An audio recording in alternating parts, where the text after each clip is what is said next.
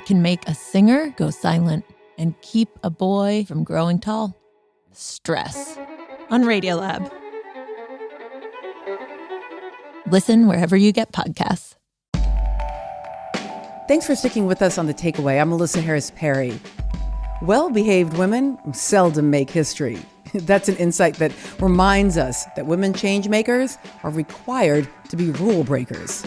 So throughout the month of March for Women's History Month, The Takeaway is joining forces with the Center for American Women in Politics at Rutgers University to bring you the stories of women leading locally.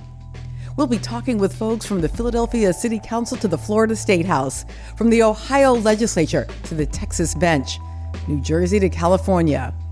We're going to be talking with women who are breaking barriers, shattering ceilings, holding office and holding it down, right where their change-making directly touches the lives of their constituents. To kick off the series, we're starting with a conversation with our partners in this endeavor. My name is Debbie Walsh. I'm the director of the Center for American Women and Politics at the Eagleton Institute of Politics at Rutgers University. I asked Debbie to tell us a little bit about the Center for American Women in Politics, which is celebrating its 50th anniversary.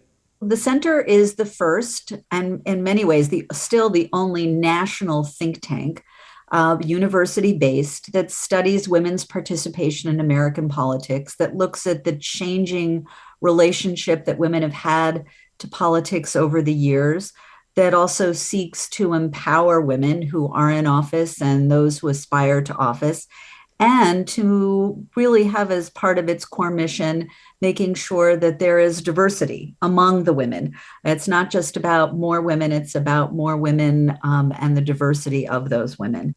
I'm so excited about the project that Center for American Women in Politics and The Takeaway are doing together during this month of March, because in certain ways, it is hearkening back to that beginning 50 years ago of counting, yes, but also of talking to women serving in state legislatures and in other local and state-based offices in order to understand this space, which remains the primary place, right, where women hold office.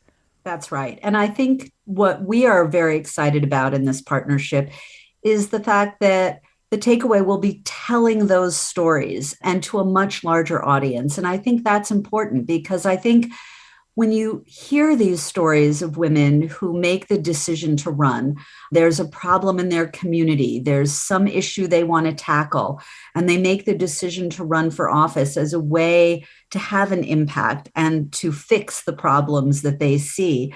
It really opens the door to other women and lets them see a path forward, and lets them identify with the women whose stories you will be telling over the course of this month. And I think that's what's so critically important about these stories being told over and over again, and hearing all of the variety of experiences and the routes that women take to office and at different levels of office, and frankly, what they can accomplish. Why does it matter to have these data to understand where women serve?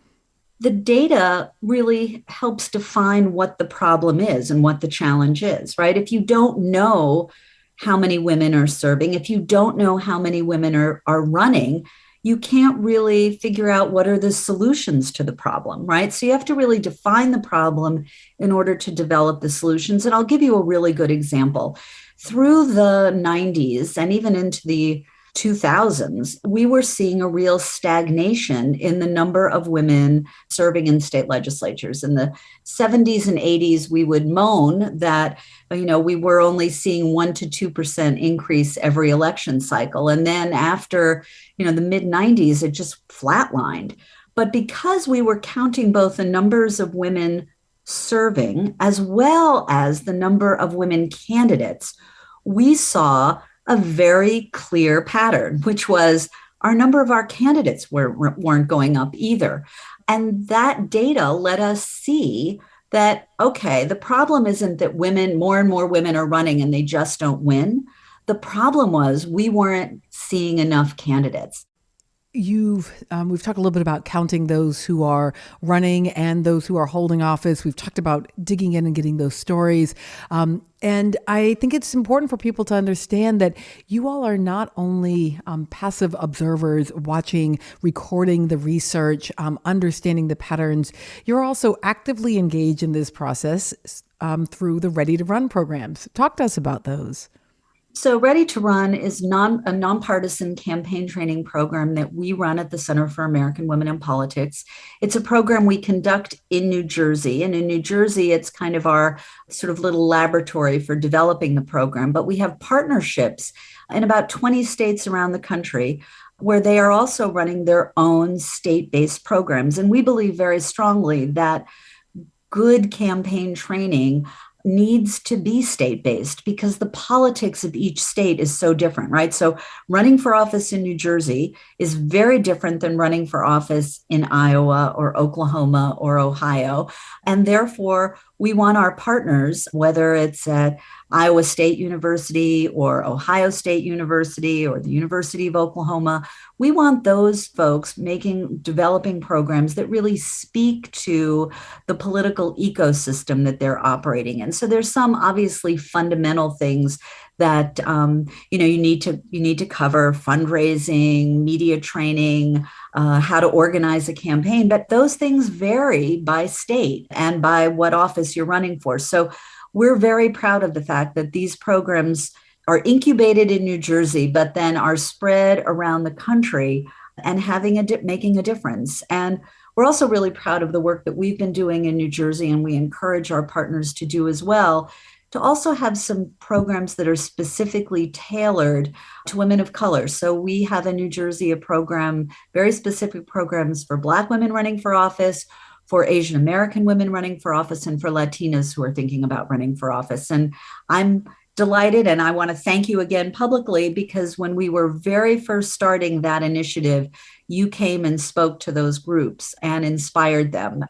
Oh, I feel the gratitude myself. Not only do I so remember that, I remember that my daughter, who is now 20, was maybe 6 or 7 years old and sitting there kind of in the back of the room. I think we've talked about this before, but I have 40 copies of the children's picture book, Grace for President, and never go below 40. And I just keep them so that I can always be giving them out. And I give them to students. I send them to friends.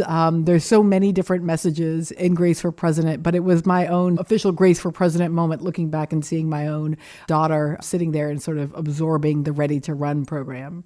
And being amidst all of these women who aspired to office. That was such a great moment. I love that. And, we do a special project with the Grace for President book and its sequel, Grace Goes to Washington, where we send that book to every woman state legislator, woman member of Congress, and woman who holds statewide elective office. And we ask them to go out into classrooms in their state and their district and read the book to kids. This series that we are producing together is called Women Leading Locally. When I say to you, women leading locally, what does that mean to you? I think in some ways it's the old adage in politics, all politics is local. I think women around this country are having big impacts on their communities, and their stories often go untold. And so to me, this is an opportunity to tell those stories and to hear about women who are accomplishing wonderful things in their communities at the local, county, and state level. I think Washington and Congress always kind of takes the spotlight. And I think we're very frustrated by the lack of what is getting done in Washington. But I think a lot is getting done in the states and in localities.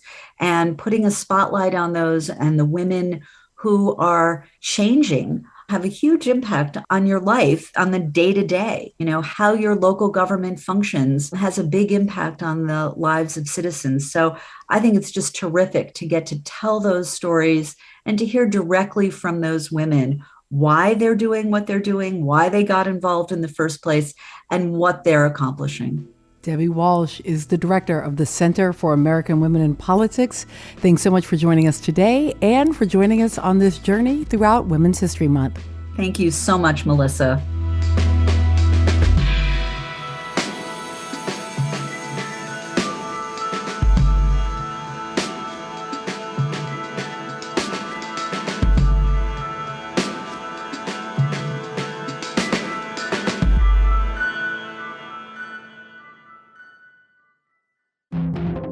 This week on the New Yorker Radio Hour, an honest conversation about returning to the office. Forced communal lunches or the strongly suggested communal lunch, open floor plan. Coming back to work is partially about surveillance and micromanagement, and people of color feel that in a different way. Everybody feels it, but people of color feel it in a different way. That's the New Yorker Radio Hour from WNYC Studios. Listen wherever you get your podcasts.